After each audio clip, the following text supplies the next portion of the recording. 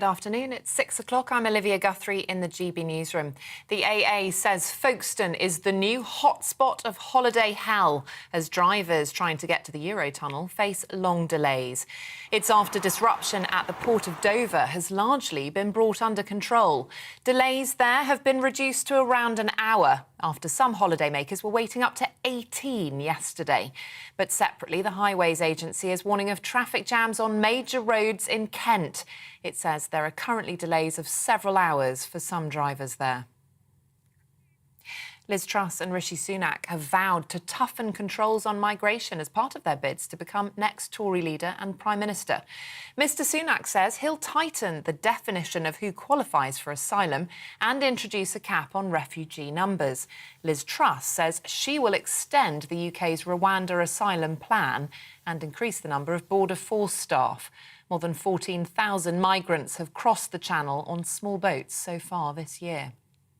Now, we have always been a compassionate, tolerant and welcoming country. Indeed, I am the product of that, and my family emigrated here. But it's absolutely right that the system works fairly for all and people can't break the rules. I will ensure as Prime Minister that we grip the challenges we face, we fix the problems at our borders and ensure that the migration here is legal, orderly and controlled. Rishi Sunak speaking earlier. Well, Work and Pensions Secretary Therese Toffey told us earlier she's backing Liz Truss.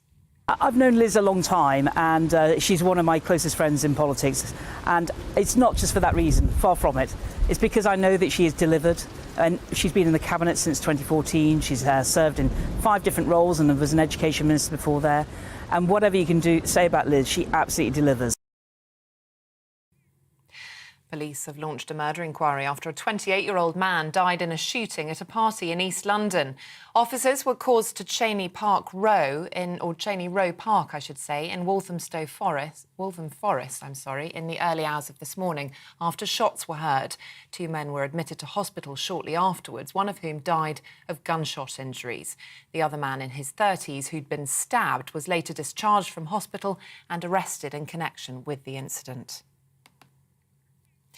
London Fire Brigade is tackling significant incidents of weather-related fires and is urging people to cancel any planned barbecues. It's after a major incident was declared in Surrey after a large fire at a beauty spot there. 19 fire trucks are at the scene at Hankley Common, made famous by the scenes filmed there for the James Bond movie Skyfall. Surrey Fire and Rescue say nearly 20 acres of land, the size of 25 football pitches, are on fire. Tamara Eccleston is offering a £6 million reward for help recovering items stolen in Britain's biggest ever burglary.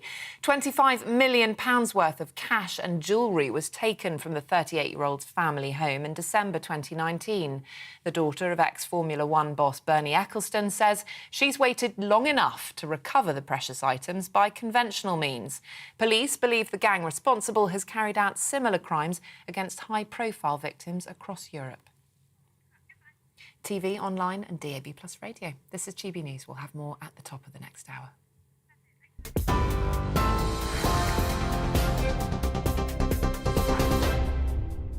Looking ahead to this evening's weather, and the UK is looking very wet and thundery in the northwest, warm sunshine in the southeast. Let's take a look at the details.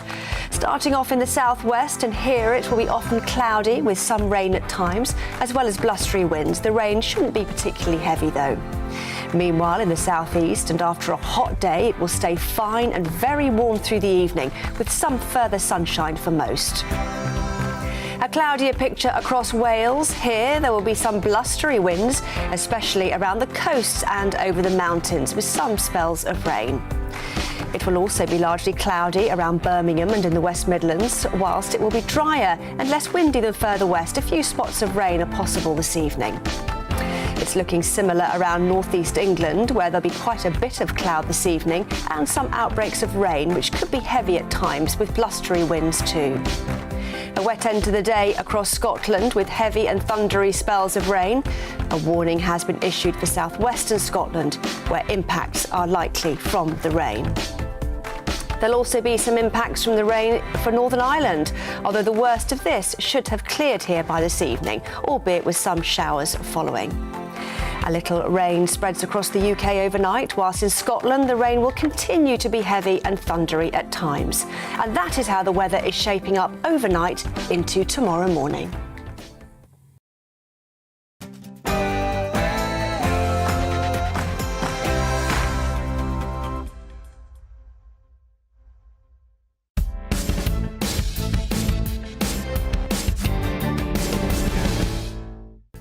Good morning, you're watching and listening to GB News, and this is The Political Correction. I'm Deanna Davison, and today I'm joined here in the studio by our very own Paul Embry. We are here for the next 2 hours to correct politics and put you, the people, back in charge.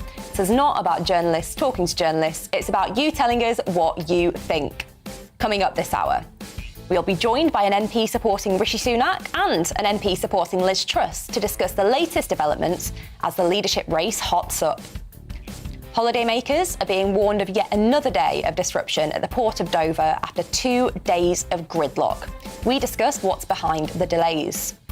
And comedy legend John Cleese has slammed so-called woke culture for having a disastrous effect on the industry. We'll be talking to a comedian about the comments and where comedy is in 2022. But as ever, here on The Political Correction, we want to hear from you. And today we're asking about your favourite moments from political campaigns over the years. So if you want to get involved in the conversation and have your message read out on the show, then email us on gbviews@gbnews.uk or tweet us at gbnews. This is The Political Correction.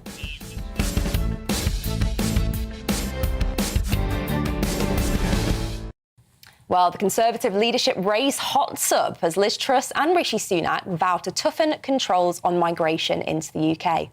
The former Chancellor said he would tighten the definition of who qualifies for asylum and introduce a cap on refugee numbers. Foreign Secretary Liz Truss said she would extend the UK's Rwanda asylum plan and increase the number of Border Force staff. During the week, Rishi Sunak said he'd put the UK on a crisis footing if he were to become Prime Minister. And Truss said that if she were to become Prime Minister, she would scrap or replace EU laws which hinder growth by the end of 2023. So, Paul, I'm sure as ever you're rubbing your hands together in glee that this leadership race is going on. But what have you made of some of the comments this week? I think it's a little bit fractious still, isn't it? And I think that doesn't really go down well with the public. They don't like the personality clashes. They don't like the petty personal squabbling. They want politicians to concentrate on the issues. And I think, to be fair to the candidates, they are starting to do that a little bit more. I think in the early stages, it was all there was a lot of bloodletting, wasn't it? You know, it was very kind of personalised. They're getting into this debate, Deanna, about tax cuts, but I think they're missing the real problem of potentially a looming recession. Instead of arguing on the territory of whether it's right to cut tax and how much we should cut tax by, and don't get me wrong, I'm in favour of targeted tax cuts for some of the poorest people in society, particularly those people who are more likely to spend straight away and therefore keep the economy going, hopefully. But the real question for me, how do you get real wages rising at the moment? It's not just about the narrow ground of tax cuts, it's about getting money into people's pockets, because if you don't do that, then you do risk the economy going under. You do risk us getting into a recession. So, you know, get real wages rising, increase the minimum wage. I would like to see both the candidates make that sort of commitment. Much better public sector pay deals. I don't think the ones that were imposed over the last few days were anything like good enough. So it's almost to me as if the main point is being missed. And, you know, the biggest issue facing this country at the moment economically is that potential recession. And I don't think either candidate has yet really addressed that point. I just want to bounce back your point about the minimum wage. There's always a bit of a concern from business, though, isn't there, that when that minimum wage goes up, it is harder for businesses to balance the books if you're paying a higher figure for the same kind of input from your staff. And I certainly saw it when I used to work in hospitality. I remember, you know, when the Labour government came in 1997, and obviously in their manifesto was the commitment for a minimum wage. I remember at the time business and, dare I say, Tory politicians making those very arguments, saying, look, if you introduce a minimum wage at all, what you're going to do is you're going to increase the cost for business. You're going to cut their profit margins. Because you're increasing their overhead, you're going to need to lay people off. And as a result of that, what we're going to see is high unemployment as a result of a minimum wage. And actually, we didn't see that at all. What we saw is the minimum wage was introduced. Millions of workers were taken out of poverty pay, and actually that gave a boost to the economy because it put money in people's pockets. People were more likely to spend that money. As a result of that, businesses were taking in more. The government was taking more in terms of tax revenue. I mean, look, I know that there sometimes comes a point where you do need to worry about costs on business. Of course, I don't want us to be uncompetitive, but I think there is real scope at the moment for increasing the minimum wage. And particularly when you look, as I said, at that overarching problem of a sluggish economy, an economy that could tip into recession if we're not careful. We get into that downward spiral of job losses and businesses going out of business.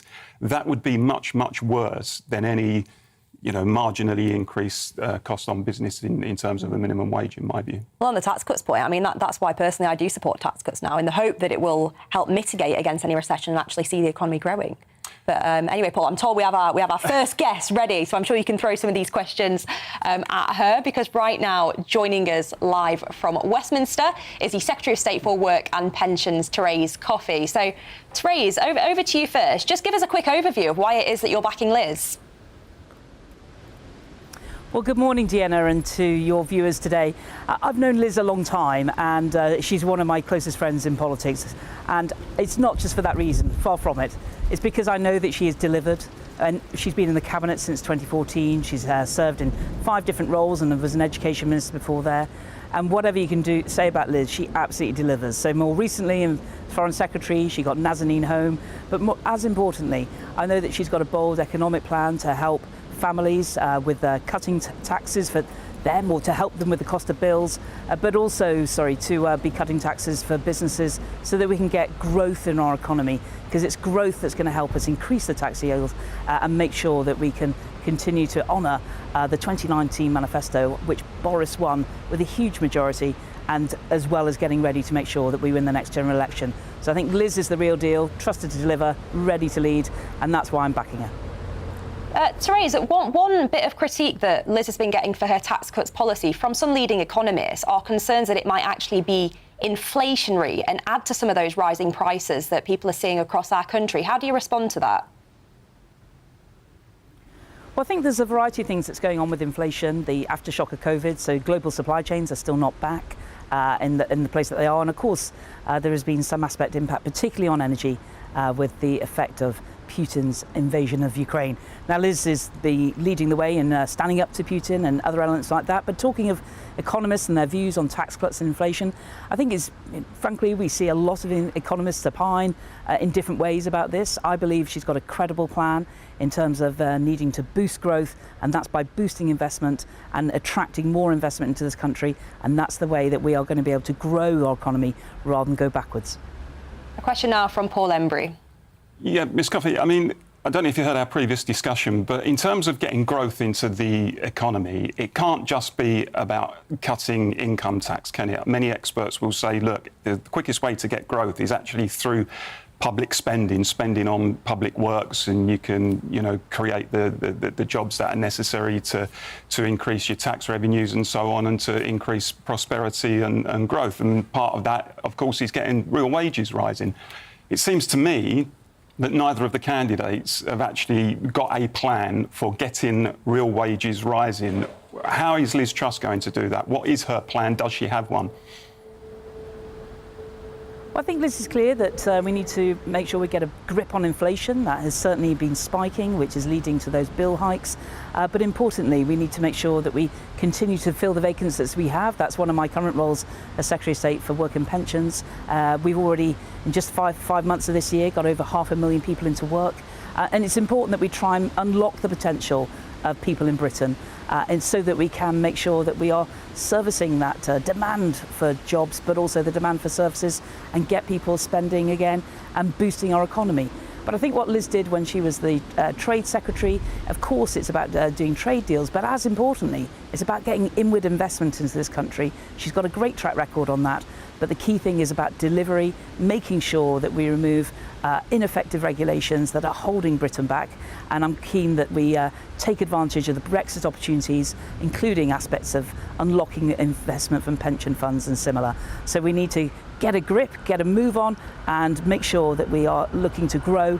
And I believe that's, as I say, the package that Liz is presenting on our economic plan is credible, and she wants to hit the ground running from day one. You talked there, Therese, about unlocking potential. Clearly, the manifesto in 2019 was all about levelling up and making sure some of those parts of the country, like my own constituency in Bishop Auckland, really do get those levelling up opportunities so that kids growing up there know they can get on in life without having to flee to the big cities. What is Liz's plan for levelling up, making sure that parts of the country, like the northeast, etc., do have those opportunities moving forward? Well, Liz is a lady of the union. She grew up in Paisley, lived in Leeds. She really wants to get that prosperity right around the country. And that's building on what we have done, set out with our levelling up. But I think a lot of this is about delivery, making sure that we get spades in the ground. And we've seen some great examples of that already, but about unlocking and streamlining what we can do so that we get that acceleration of activity in order to make sure that the growth comes through. I know Liz is setting out a longer term plan, but she's absolutely clear that we need to see change quickly. That's why she wants to have this bold economic reform where she's going to be helping families with the cost of living, but also cutting taxes in order to stimulate and boost growth. And you mentioned about Brexit opportunities as well in one of your earlier answers. Liz, of course, did vote for Remain, and we've heard Rishi Sunak this week saying that he's the only true credible Brexiteer candidate. Is he right? I believe that Liz is a truly credible candidate. You could show that by the delivery that she's done when she was Trade Secretary. And I think, can I say, people around her, absolutely, who were very much part of the Vote Leave campaign, are backing her because they believe that she will deliver. You know, since we've left the European Union, it's been, dare I say it, a bit of a slow pace in taking full advantage of the opportunities. That's why Boris, as Prime Minister, put in place Brexit Opportunities Minister, David Frost, followed by Jacob Rees-Mogg. And it's important that all of government grasps that opportunity. You know, there are some regulations about what you can do with a Hoover or something like that. Some of the regulations that we had in Europe seem to favour one particular company over another. But nevertheless, I can see whether it's the financial regulations where we want to unlock investment funds, being quicker and more accelerating that unlocking will certainly help bring money into making sure that we get the necessary infrastructure that can really help every part of the country, whether it's the northeast where you're an MP or indeed southwest. It's important that we get on with that job, and Liz's track record of delivery is really an important part of her agenda. Thanks, Secretary of State. And one final question, not about the leadership race, but you talked there about infrastructure, and clearly we're seeing awful scenes coming out of Dover at the moment with incredible queues from people trying to get on their holidays or for other reasons, for business reasons, into mainland Europe. We've heard from French MPs that they're sort of blaming it directly on Brexit, but actually from British MPs that this is down to the French not adequately staffing their border force. Who's right? Well, Liz has been very clear with the French government that we need to make sure that these delays are not repeated, in terms of this is not fair on holidaymakers. And so both sides particularly need to get a grip of that flow of traffic. And I know that Liz has already reached out and will continue that activity when she's Prime Minister. You know, from a personal experience, I've been in France, I've been in Portugal. There are definitely smoother ways to get this done, and it's important that everybody steps up to the plate so that holidaymakers are not stranded on the outskirts of Folkestone and Dover, but indeed getting on with their holidays. And that's what Liz wants to make achieve. Brilliant. Well, thank you for your time this morning. The Secretary of State for Work and Pensions, Therese Coffey, on why she is backing Liz Truss to be leader of the Conservative Party and Prime Minister. Come on then, Paul. What did you make of Therese's comments? Well, it will surprise you to learn that I wasn't entirely convinced, Deanna. I'm shocked that a Tory didn't convince you. It's bizarre, right? Of course you are. No, I just think, look, there are big economic problems in our country, as I touched on at the top of this show. We have still got a big gap between rich and poor in this country. Wealth and power are still concentrated in too few hands. We've still got boardroom excesses. We've still got regional inequalities. We've got people struggling to make ends meet. We've got millions of people working in the gig economy, in precarious, insecure, transient employment. We've experienced deindustrialisation in this country on a massive scale over recent years. And that's not a party political thing. I think that's happened under both parties, frankly. And it just seems to me that no politicians really... I think a lot of our politicians are what I call tinkerers. They sort of tinker at the margins without having a really big kind of macroeconomic plan of what it's going to take to make this country more productive, more competitive, more fair, close the gap between rich and poor, create thousands of good, solid blue-collar jobs up and down the country, really level up in a serious way.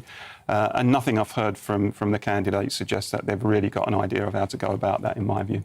Well, one of the policies that I know Liz Truss is pushing, because it's no surprise to viewers at home that I'm a Liz Truss supporter, are these economic investment zones whereby different parts of the country that perhaps have struggled to attract business investment could maybe set their own tax rates, have slightly lower taxation, have easier planning policy. Would you support something like that? I think there's a danger that actually by attracting it in one, like with free ports, attracting that particular trade and business in one area simply takes it away from another area, rather than having a broader proposal for making the whole country, frankly, more competitive and more productive. But I'm open-minded in terms of any ideas that might work to create, as I said, thousands of good, solid, secure jobs in our disadvantaged communities. Because the truth is, we've got parts of this country, post-industrial, provincial parts of this country, that have experienced that serious deindustrialisation. They've seen factories closed, they've seen jobs shipped abroad, and those jobs and industries have simply not been replaced. And, you know, we've got people working, as I said, in insecure employment, people working as delivery drivers, people working in call centres. And by the way, I'm not in any way, you know, criticising that. Good luck to those people. But a lot of these jobs are not secure. A lot of these jobs are temporary. People working 0 hours contracts and so on.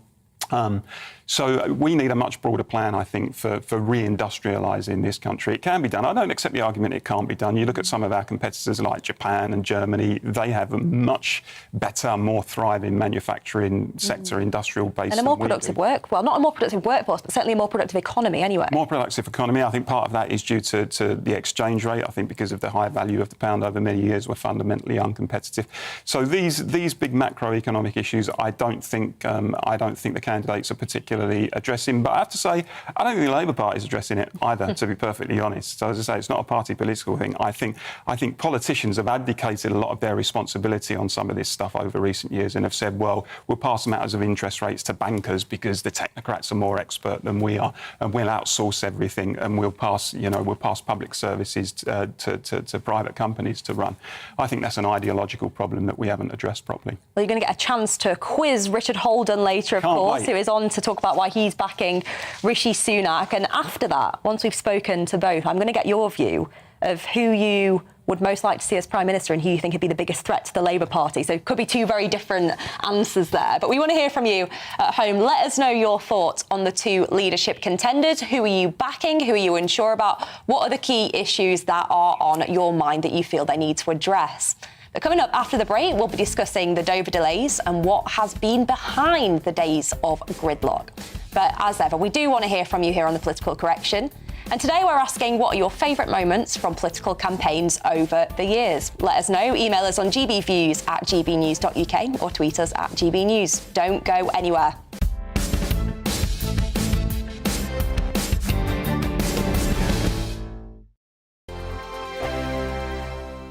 We are GB News. We're right across this great nation. On TV. On radio. On digital. Absolutely everywhere. We don't talk down to you. We embrace all voices with honest and civilised conversation. We are not part of the establishment. We're one of you. And we're only getting started. Join us on GB News, the People's Channel, Britain's news channel.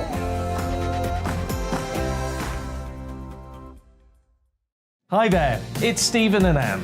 At breakfast from 6 a.m, you'll always be caught up with everything you need to know, the latest headlines, opinions and debates. We'll bring you the good news and the bad, but most of all, we're here for you. Remember, send in your views and let us know what you would like us to talk about. That's because we're your news channel. And every morning at 6 a.m, it's breakfast on GB News.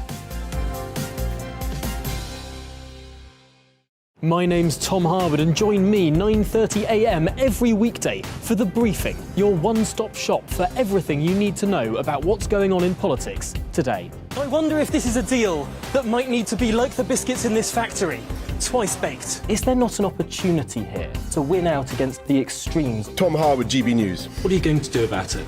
Things should have been done differently, and they certainly are being done differently. Don't miss it. The Briefing with me, Tom Harwood, 9:30 Monday to Friday on GB News. Where would you like to go? Just take me to the studio, please, mate. You know where you're going. I've got a show to do. Friday Night Feast on GB News, 7 p.m. And it's like nothing you've ever seen before. We take a different angle on the week's biggest news stories. The viewers and listeners set me some absolutely mad challenges to do. We tried to rehome a rescue dog. And yes, there's some other wacky stuff in there as well. I feel like I could take on the world.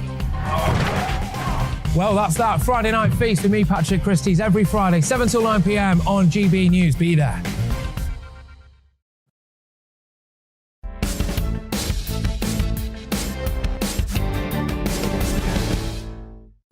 Welcome back. Holidaymakers are being warned of yet another day of disruption at the Port of Dover and the Channel Tunnel after 2 days of gridlock, with the UK and France arguing over who is to blame. Here's what the Secretary of State for Wales, Robert Buckland, said to GB News earlier. It does seem that there have been personnel problems with French customs, which have delayed things even more. It's always a very busy time of year as the school holidays start, and therefore I think it's very important that the French authorities work closely with our British counterparts to make sure they've got the staff levels necessary to deal with the number of people that are going on their holidays or indeed going about their normal business through the short straits of Dover-Calais. Well, the French MP for Calais, Pierre-Henri Dumont, claimed the chaos is down to increased passport checks after Brexit, saying because of Brexit, we need to have more checks on passports, so this is what your future will look like for years to come if you take no action. Come on, Paul, is that a fair assessment, or do the French need to take a bit of responsibility for this as well? I think they do. I think it's pretty clear they didn't have enough passport officers in place. And my understanding is that they can relax the checks if they wish to do so. But perhaps they wish not to do so. So you do have to wonder if there's some, political gamesmanship going on there.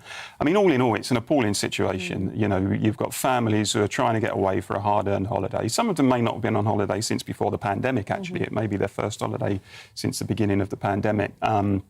And, having to sit in queues and possibly turn back when they've been looking forward to that and they've saved up hard for it, I think is a terrible situation. And they don't particularly want to hear politicians squabbling about it. They don't particularly want some sort of war over was it Brexit or wasn't it Brexit. I mean, look, we weren't in the Schengen area anyway, so there was always border controls. It's nothing new to have those border controls. I guess it's just a question of whether or not the French, as I said, have not supplied enough passport officers and are being, shall we say, a little bit too rigorous in terms of their checks. But it's heartening to hear today that the situation is improving, because it certainly needs to, for the sake of those families who have been caught up in it.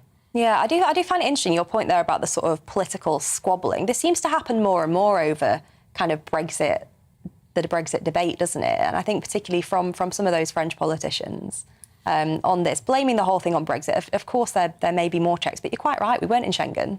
Anyway, there were always some checks at the border, but it seems to me that this is more of a logistical problem than anything else. Yeah, and I think we need. I'm a pro-Brexiteer, but I certainly wouldn't say there have been no bumps in the road, or there never will be any further bumps in the road as a result of Brexit. I think we need to have an honest assessment about that, and I think if there are problems that occur inside of our country which are clearly attributable to Brexit, then let's have an honest discussion. But equally, let's put that discussion in context. I mean, what some people seem to be saying over this is, well, this is all due to Brexit and this shows why we were wrong. Well, to me, the idea that we should have decided to stay in a political and economic institution that we felt was not working for us, simply because of this temporary situation at Dover, I think debases the debate, actually. I mean, I voted Brexit for a huge number of reasons. I took the traditional left-wing position on Brexit. I felt the EU was far too pro-privatisation, pro-austerity. I didn't like free movement, the impact that that had on wages in certain sectors. I didn't like the Stability and Growth Pact and you know, the implications for the economy in terms of that. So the much broader questions, I think the fundamentals for me haven't changed in terms of Brexit. I mean, I've got no buyer's remorse at all. I think we were right to leave. And it seems to me that some people are just picking up every single difficulty that comes along and says, that's to do with Brexit, that's why you were wrong. And I think, as I say, that debate is the debate for me. And often things that are nothing to do with Brexit. So some of the, you know, economic difficulties we've had, many of which have been caused by the pandemic, which has hit economies all over the world. So many people attributing all of that to Brexit as well, just to kind of feed their own Remainer argument. And you know, you hear people tweeting stories where they've had to, you know, some kind of middle-class Remain supporting professional who's trying to go skiing to Switzerland and has to wait an extra half hour at the check-in desk or something. It seems to me that, you know, making those sorts of comments probably betrays the fact that those people still don't realise why people voted for Brexit in the first place. If you were an average working class person from Mansfield, and all of the ranks of the establishment, which you saw as largely responsible for your predicament in terms of low wages and lack of investment in your community and a lack of democracy, etc., were saying this is why you must vote for Remain, you were more likely to vote Leave for those reasons, because it was a kickback at the UK establishment. And it seems to me that some people in the upper echelons of our society, particularly those sort of middle-class Remain voters in London, still haven't understood that message. It does make me wonder if they will ever accept the results. They will never reconcile themselves to it, ever. Absolutely. Well, let's go now to our guest, the travel journalist Simon Calder, who's there in Dover. Simon, tell us, what is actually going on the ground at the moment?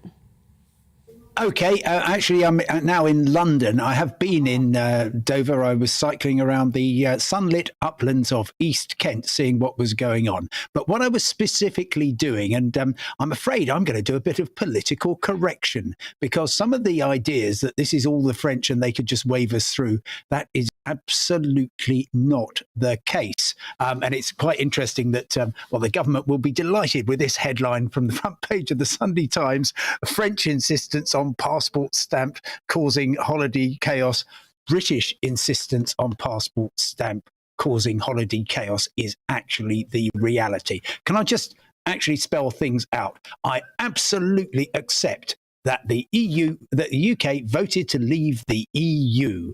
I absolutely accept that being in favour of Brexit is a perfectly legitimate political choice, and I recognise that. But it has consequences. Leaving the EU makes it much harder to leave the UK, and that's because we asked, we voted, we negotiated, or at least the government did on our behalf, to have a European Union external frontier in Kent, at the port of Dover, before you get on the ferry to go to Calais and Dunkirk, and at the Eurotunnel terminal at Folkestone.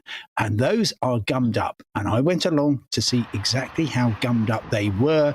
And effectively, I went and timed how long it took. Now, previously, when we were in the EU but not in Schengen, which I absolutely agree, all that the French passport control person could do was look at your passport, have a look at the photo, and check it was you. They couldn't do anything else at all apart from establish that was your identity. Okay.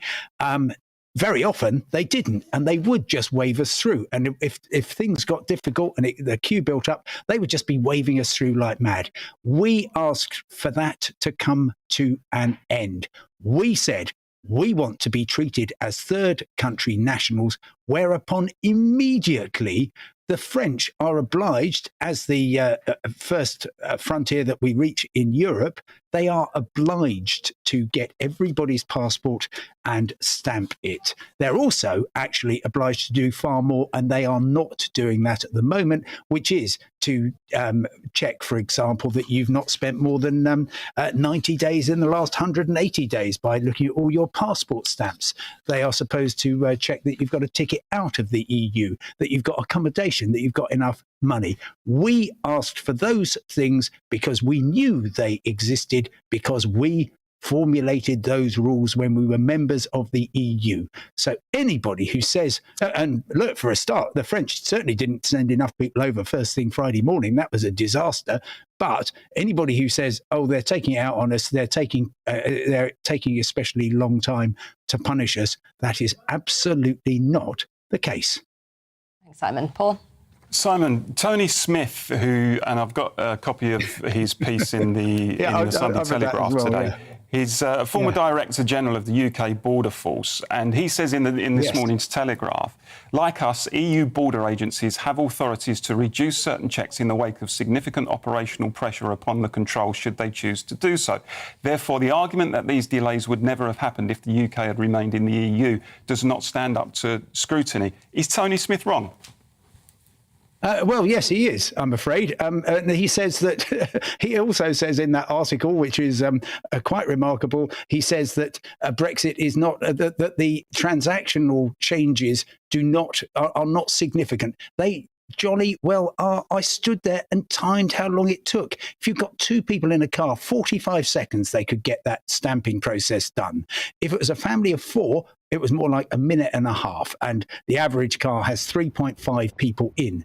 I talked to the boss of the Port of Dover, and he said, yes, transaction times are about 3 times what they were. So, of course, queues build up.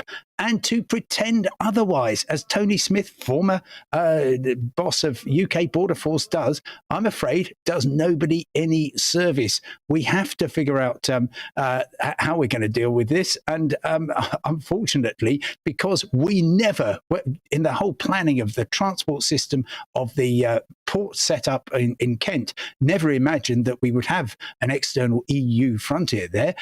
It simply can't cope. Yes, we could put things in place that would make it more manageable. But I'm afraid to say, as so many people have done this morning, Mark Spencer, leader of the House, says there's a very obvious solution that you boost the number of people that are in the role of police aux frontières, the French border force. Well, yes, except there's nowhere to put them. There really isn't. You go along to Dover and have a look and say, OK, yeah, we can put an extra 20 border control kiosks there. There's no room.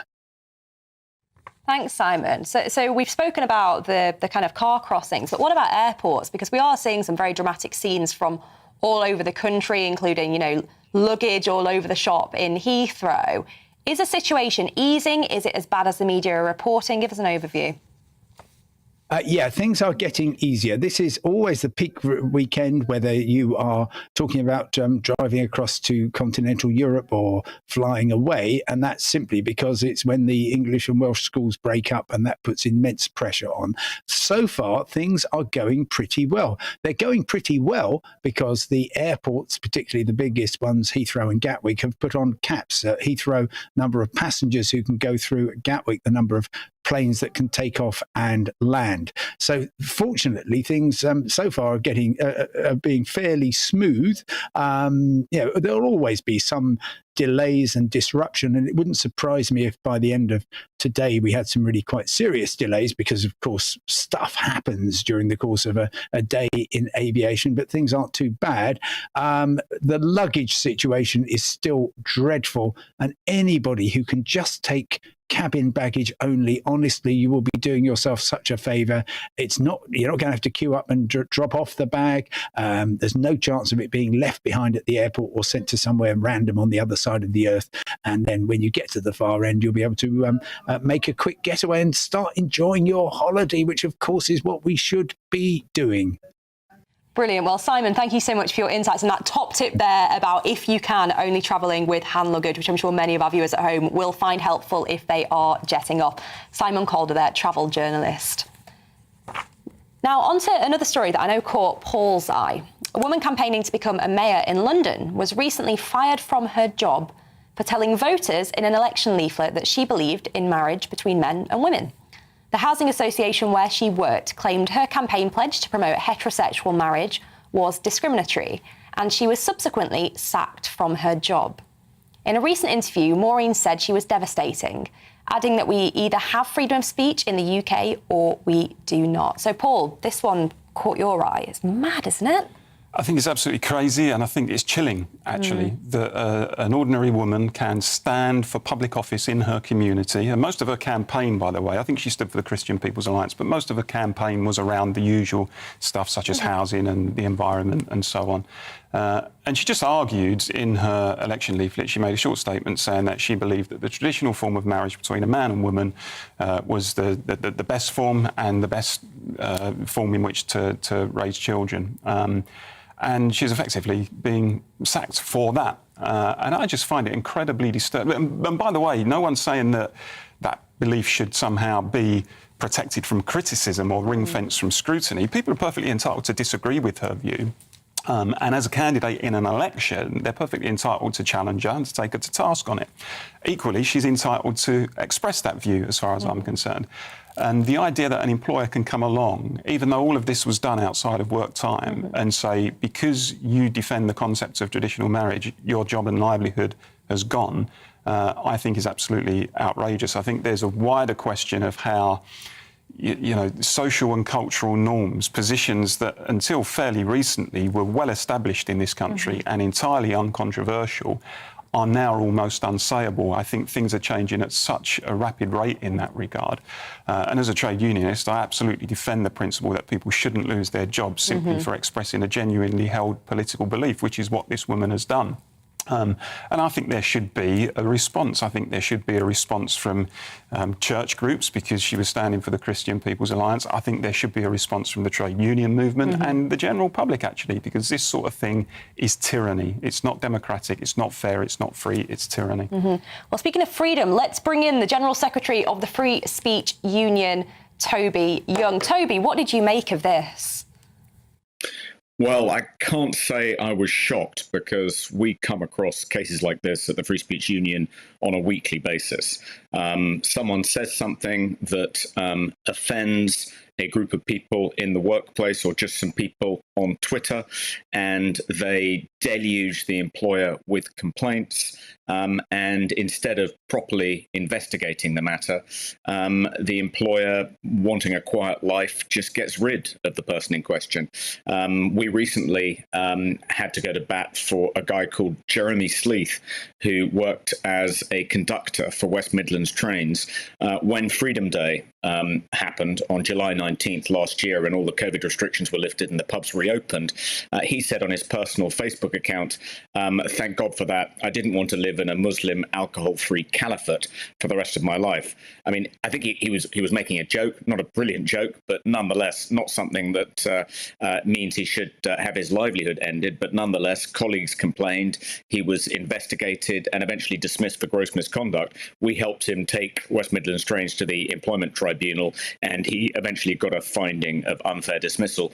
And I know that the Christian Legal Centre is representing Maureen Martin, and I imagine they'll be equally successful, because under the Equality Act 2010, expressions of religion or belief are protected. So you cannot be fired for expressing an orthodox Christian view, however distasteful some colleagues of yours or people on Twitter might find it. So I expect that she'll also win, but it's a huge hassle to have to take your employer to the Employment Tribunal. I mean, it can take up to 2 years to get a hearing in the Employment Tribunal, and you need some resources, you need some expertise. Without the Christian Legal Centre, I don't think she'd be able to do this.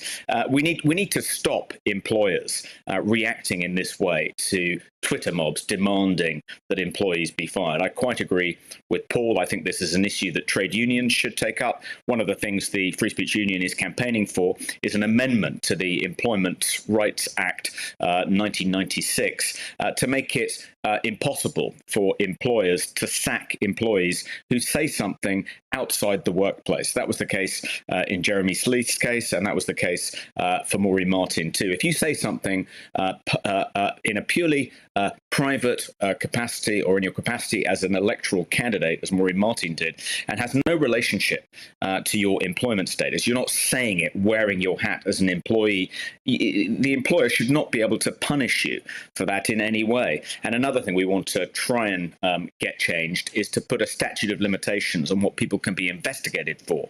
At the moment, colleagues of some people are going back years to try and find things that are supposedly offensive in order to try and get that person disciplined or sacked. We want a 12-month statute of limitations on what you can be investigated for saying in the workplace to try and stymie the offence archaeologists. We need stronger protections for employees and for their speech rights. Thanks, Toby. Paul? Toby, yeah, I'm heartened to hear about the campaign to amend the Employment Rights Act. I mean, as a trade unionist, I think that's absolutely the right thing to do. Just tell us a little bit, if you can, briefly about the form that campaign is taking. Are you lobbying MPs? Have you got lawyers on board who have said, this is viable, this could be doable? Have you spoken to other trade unions? Are they likely to support it? I'm sceptical on that final point, I have to say. We haven't yet reached out to any other trade unions, but it is a straightforward workers' rights issue. And one of the original reasons, as you know, Paul, for the creation of trade unions in the 19th century was to provide better protection for workers so they could speak out against their employers, criticise their working conditions without risking the sack.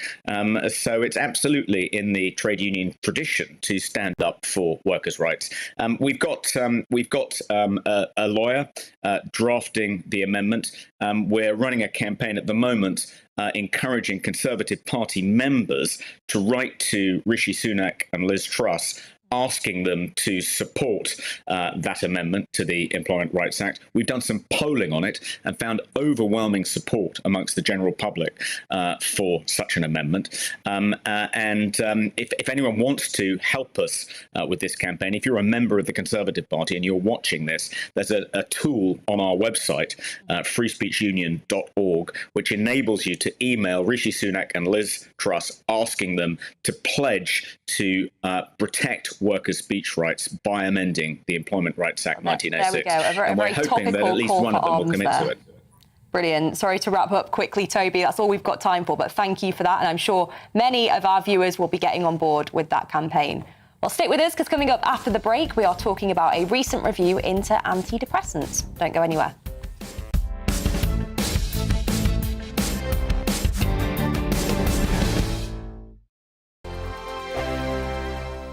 We are GB News. We're right across this great nation. On TV. On radio. On digital. Absolutely everywhere. We don't talk down to you.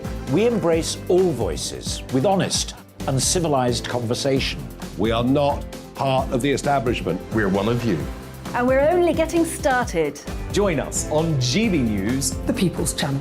Britain's news channel.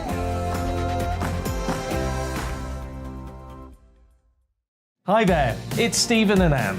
At breakfast from 6 a.m, you'll always be caught up with everything you need to know, the latest headlines, opinions and debates. We'll bring you the good news and the bad, but most of all, we're here for you. Remember, send in your views and let us know what you would like us to talk about.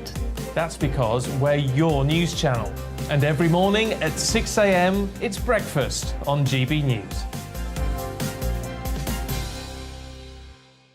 My name's Tom Harwood, and join me 9:30 a.m. every weekday for The Briefing, your one-stop shop for everything you need to know about what's going on in politics today. I wonder if this is a deal that might need to be like the biscuits in this factory, twice baked. Is there not an opportunity here to win out against the extremes? Tom Harwood, GB News. What are you going to do about it? Things should have been done differently, and they certainly are being done differently. Don't miss it. The Briefing with me, Tom Harwood, 9:30 Monday to Friday on GB News. Where would you like to go? Just take me to the studio, please, mate. You know where you're going. I've got a show to do. Friday Night Feast on GB News, 7 p.m. And it's like nothing you've ever seen before. We take a different angle on the week's biggest news stories. The viewers and listeners set me some absolutely mad challenges to do. We tried to rehome a rescue dog. And yes, there's some other wacky stuff in there as well. I feel like I could take on the world. Well, that's that. Friday Night Feast with me, Patrick Christie's, every Friday, 7 till 9 p.m. on GB News. Be there.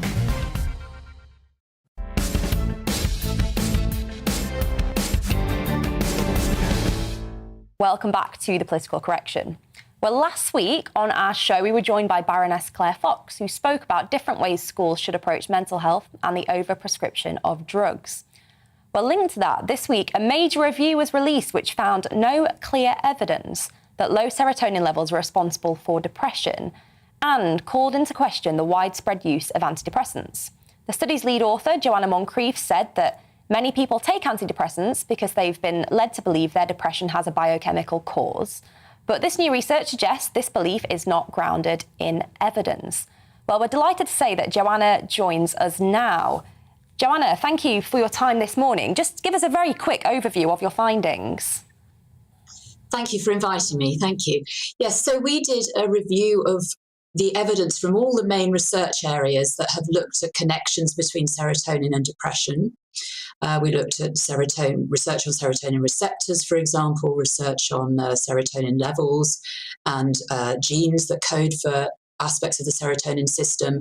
And we found that none of the evidence from any of those areas provided convincing evidence that there is low serotonin in people with depression, or that low serotonin can, or that lowering serotonin can induce depression in people who don't already have it.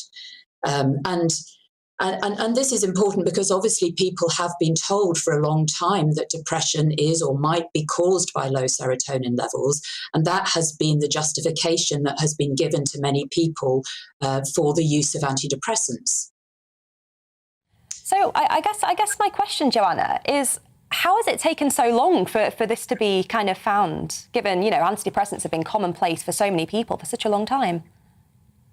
Yeah, that's a really good question.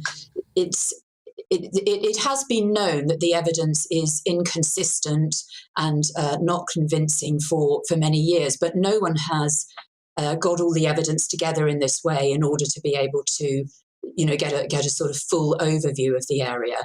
I think that's partly because there's been a reluctance really to confront the issue because antidepressants are commonly used and they were heavily promoted by the pharmaceutical industry, of course, back in the 1990s and the noughties. And so I think there's been a reluctance to burst that bubble. But it's really important, obviously, that people know that belief is not grounded in evidence, is not supported. There are a lot of people who assume that antidepressants must be correcting some sort of underlying chemical abnormality, and therefore, if it's not low serotonin, we just haven't found it yet, it must be something else. But there are other ways that antidepressants could be having effects. We know they have a substantial placebo effect, for example, and we also know that they change brain chemistry, and they have some effects on mental activity and emotions, and they seem to numb emotions a bit, which may be one of the ways that they help people who are very sort of acutely unwell. But if they work in this way, if they have work through the placebo effect or by numbing emotions a bit, that obviously has hugely different implications from if they act by correcting some underlying abnormality. So that's why I think it's so important that people know about this research so they can make a properly informed decision about whether they want to take an antidepressant or not. And I should just say that if anyone listening is on an antidepressant and is reconsidering their treatment in the light of this, it's very important not to stop your medication suddenly. It's important that it's brought down slowly and gradually, because we know that people can experience withdrawal effects when they stop taking antidepressants. Thank you, Joanna. Paul? Joanna, just following on from that last question, actually, has it, in your view, I don't know if you can comment on this, has it become an easy option for GPs who are under constant pressure with longer waiting lists and so on, just to prescribe antidepressants rather than getting to the real root of someone's particular mental health or emotional condition? Just say, here's a bottle of pills, be on your way, let's get the next patient in. Is there a bit of that going on, do you think? Good point, Paul. I think that is part of what's going on. The idea that depression is a chemical imbalance has become a cultural myth. So, everyone believes it and accepts it. And therefore people feel, people who are feeling down, feeling low, feel that the right thing to do is to go to their doctor and ask about antidepressants. People have been encouraged to do that.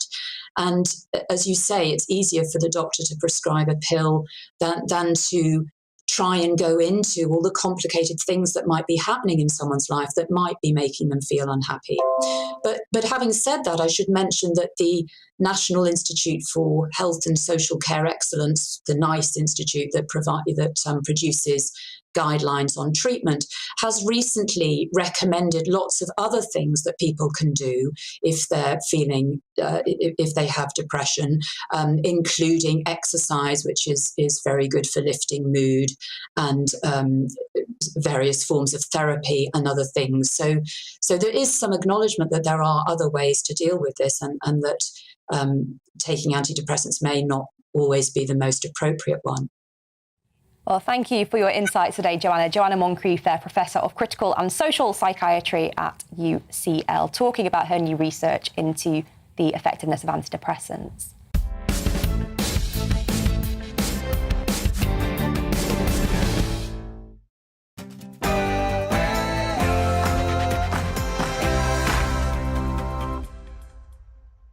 Looking ahead to this evening's weather, and the UK is looking very wet and thundery in the northwest, warm sunshine in the southeast. Let's take a look at the details. Starting off in the southwest, and here it will be often cloudy with some rain at times, as well as blustery winds. The rain shouldn't be particularly heavy though. Meanwhile, in the southeast, and after a hot day, it will stay fine and very warm through the evening, with some further sunshine for most. A cloudier picture across Wales. Here there will be some blustery winds, especially around the coasts and over the mountains, with some spells of rain. It will also be largely cloudy around Birmingham and in the West Midlands, whilst it will be drier and less windy than further west. A few spots of rain are possible this evening. It's looking similar around northeast England, where there'll be quite a bit of cloud this evening and some outbreaks of rain, which could be heavy at times with blustery winds too. A wet end to the day across Scotland with heavy and thundery spells of rain. A warning has been issued for southwestern Scotland, where impacts are likely from the rain. There'll also be some impacts from the rain for Northern Ireland, although the worst of this should have cleared here by this evening, albeit with some showers following. A little rain spreads across the UK overnight, whilst in Scotland the rain will continue to be heavy and thundery at times. And that is how the weather is shaping up overnight into tomorrow morning. On Mark Dolan tonight, in The Big Question, which of the Tory leadership candidates are best placed to tackle illegal migration, crime and the cost of living crisis? We'll speak to two MPs, Brendan Clark-Smith, who's gunning for Liz Truss, and Greg Hands, who's supporting Rishi Sunak. My Mark Meets guest is Ollie London, a man who has transitioned from being British to South Korean. In my Big Opinion monologue, it's not the police's job to make the world a better place, it's their job to make it safer. And holidaymakers struggling to get to France will take their business elsewhere next year. See you at 9.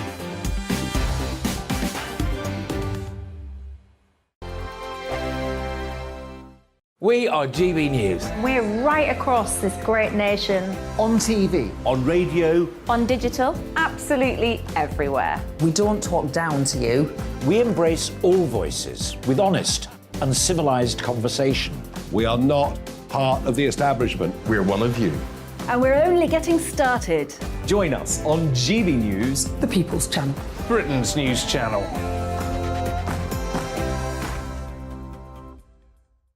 Hi there, it's Stephen and Anne.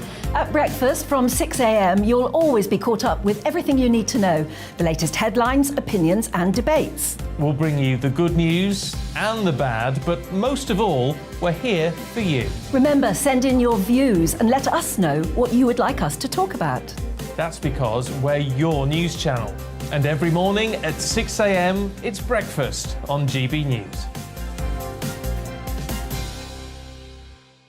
My name's Tom Harwood, and join me 9:30 a.m. every weekday for The Briefing, your one-stop shop for everything you need to know about what's going on in politics today. I wonder if this is a deal that might need to be like the biscuits in this factory, twice baked. Is there not an opportunity here to win out against the extremes? Tom Harwood, GBNews. What are you going to do about it? Things should have been done differently, and they certainly are being done differently. Don't miss it. The Briefing with me, Tom Harwood, 9:30 Monday to Friday on GB News.